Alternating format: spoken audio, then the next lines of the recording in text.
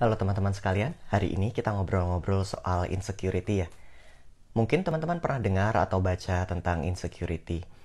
Insecurity itu adalah sebuah perasaan tidak aman tentang diri sendiri. Dan biasanya topiknya macam-macam.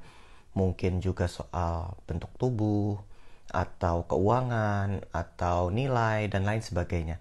Sesuatu yang kita anggap kurang di dalam diri kita, sehingga itu membuat kita merasa tidak aman. Apalagi di era sosial media seperti ini, kita menjadi lebih mudah mengalami insecure.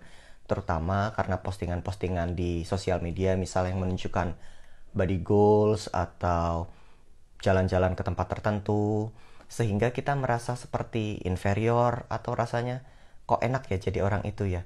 Kok saya nggak begitu ya? Pembanding-bandingan ini akan membuat perasaan insecure bisa menjadi semakin besar. Jika kita terjebak dalam perasaan ini, ada baiknya untuk memberikan jeda sejenak pada proses pembanding-bandingan ini.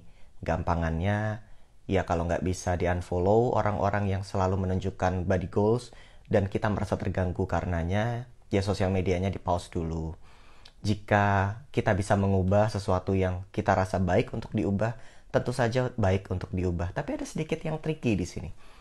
Saya pernah mengalami insecurity juga dulu. Saya kurus sekali, berat badan saya sekitar 40 kg saja. Saya merasa saya terlalu kurus, bahkan makan banyak pun membuat saya tidak kunjung ideal berat badannya.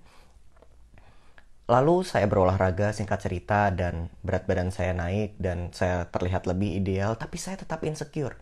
Saya tetap membanding-bandingkan tubuh dengan orang ini, orang itu, dan rasanya tetap tidak membaik juga. Di situ saya sadar sesuatu. Ternyata mengubah bentuk badan saja, tapi jika dilakukan dari proses pembanding-bandingan, bisa jadi hasilnya pun tetap merasa insecure. Lalu saya mengubah prosesnya. Saya tetap berolahraga, saya tetap meningkatkan berat badan saya dengan nge-gym dalam hal ini dulu. Tapi untuk diri saya sendiri. Untuk bukti bahwa saya mencintai diri saya, bahwa saya merawat diri saya, sehingga saya berolahraga, berusaha mencapai bentuk tubuh yang lebih baik, berat badan yang lebih baik, karena saya menyayangi diri saya. Dan voila, dengan sedikit mengubah perspektif dari cara saya berolahraga, kemudian perasaan saya bisa menjadi lebih baik. Kalau ada yang nanya, loh dok, berarti nggak langsung dong kalau kita mengubah bentuk badan, kemudian saya merasa lebih aman. Memang tidak. Proses di belakangnya juga penting, sehingga mari berfokus di keduanya. Berfokus antara mengubah yang di dalam, perspektif yang di dalam, dan jika memungkinkan, mari tetap ubah yang di luar. Dalam hal ini saya berolahraga, kemudian mencapai berat badan ideal. Pada waktu makan saya banyak banget. Olahraga saya pun cocok, tapi nggak cukup untuk meningkatkan berat badan.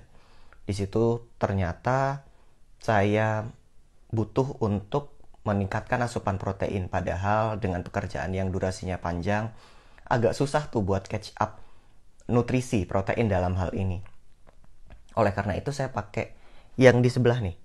Ini Isolane dari Evolane, ini whey protein yang isolate. Kalorinya cukup rendah, hanya 140 kalori, 27 gram protein dan 5,3 gram BCAA. Udah tersertifikasi halal juga tuh. Jadi lumayan karena ini produk lokal dan relatif lebih murah daripada produk impor, sehingga bisa buat catch up untuk nutrisi harian yang saya butuhkan dalam pembentukan berat badan. Sampai sekarang memang masa pandemi, sudah nggak rajin nge-gym lagi, tepatnya udah pause nge-gym, tapi saya masih berolahraga di rumah dan tetap mencoba menggunakan Isolane untuk catch up nutrisi di sini. Mungkin itu saja kita bicara soal insecurity. Ingat bahwa ketika menghadapi insecurity, kita menghadapi dua hal. Menghadapi bagaimana yang di luar dan bagaimana yang di dalam.